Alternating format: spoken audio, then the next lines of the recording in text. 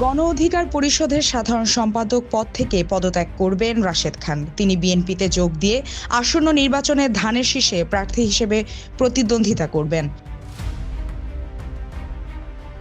শুক্রবার রাতে রাশেদ খানের পদত্যাগের বিষয় নিশ্চিত করেন গণ অধিকারের সভাপতি নুরুল হক নূর। বিষয়টি সম্পর্কে জানতে চাইলে রাশেদ খান গণমাধ্যমকে বলেছেন, দলীয় সিদ্ধান্ত মেনে নেবেন তিনি। নূর বলেন, গণ অধিকার পরিষদ থেকে পদত্যাগ করে রাশেদ খান ধানের শীষে নির্বাচন করবেন এবং তিনি বিএনপিতে যোগদান করে বিএনপির সদস্য পদ নেবেন। তিনি বিএনপির প্রার্থী হয়ে নির্বাচন করবেন। তিনি বলেন, ফ্যাসিবাদের উত্তাল সময় বিএনপি, গণ অধিকার পরিষদ সহ প্রায় 42টি রাজনৈতিক দল ও জোট আমরা ফ্যাসিবাদ পতনে এক দফার দাবিতে যুগপৎ আন্দোলন করেছিলাম। সেই সময় থেকেই আমাদের আলাপ আলোচনা হয়েছে যে ফ্যাসিবাদ পতন পরবর্তী রাষ্ট্রকে নতুনভাবে গড়ে তোলার লক্ষ্যে আমরা রাষ্ট্র সংস্কার করব।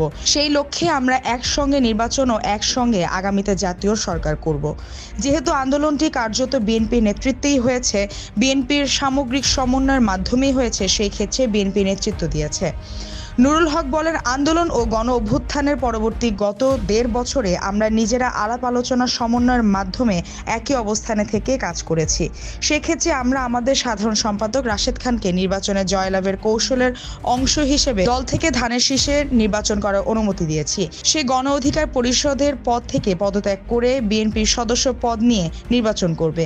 আমরা খুব দ্রুত একজনকে ভারপ্রাপ্ত দায়িত্ব দেব।